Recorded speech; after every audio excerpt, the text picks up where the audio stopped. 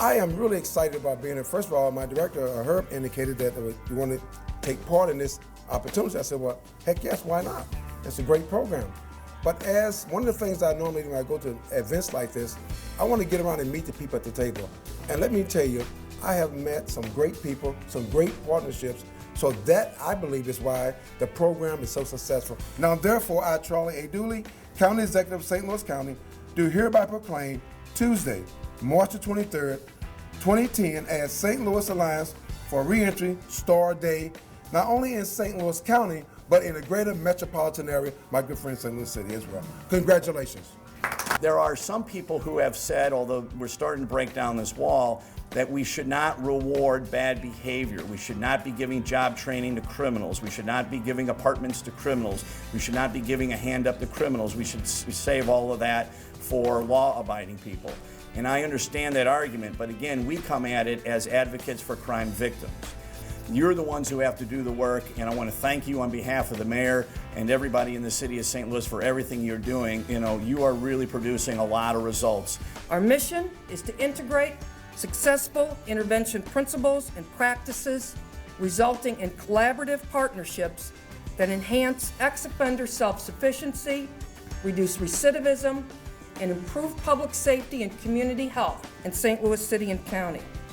The steering team developed the framework, but each of us realize the goals of STAR cannot and will not be met without the involvement and the participation of each and every one of you.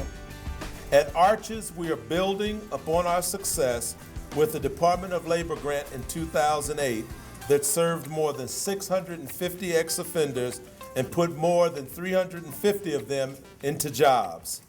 What we accomplished was a $10.6 million swing because of the real wages earned by those 350 ex-offenders versus what it would have cost to incarcerate them for an additional year.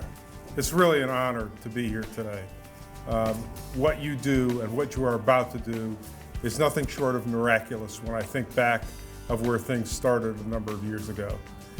When the governor appointed me as Director of Corrections, and we sat around in that first cabinet meeting with all my fellow directors, and the governor gave us about 5 minutes to talk about our vision, what we wanted to do, etc. And I turned to the governor and I said, Governor, what I want to do is shut a prison down.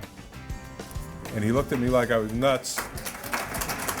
But then I explained, because of the work that you all do and we do together, that makes it so we don't need the prison anymore because people are being successful, that people are becoming taxpayers, not tax burdens. I just want to thank each and every one of you for all that you do. It is so, so important, I cannot tell you.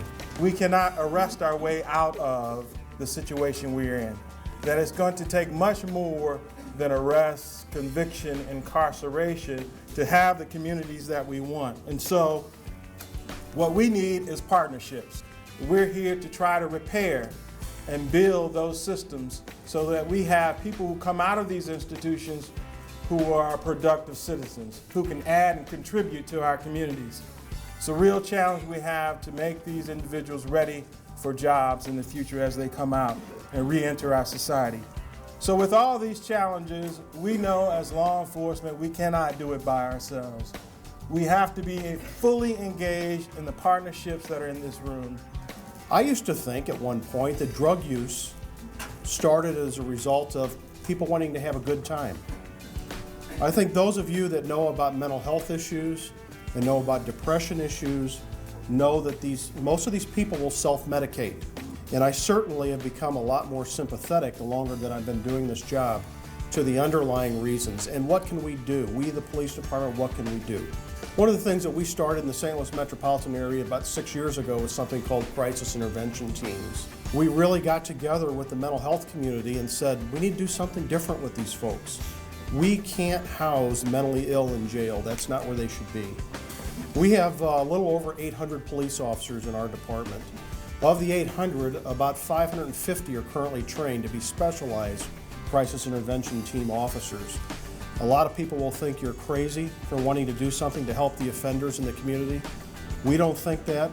I know there are probably still some police officers that can't believe that we would be involved in programs like this, that we should just be putting handcuffs on them and not worrying about them. But I think the longer they do this job, they recognize there are other ways to handle these issues instead of just locking them up. So thank you very much.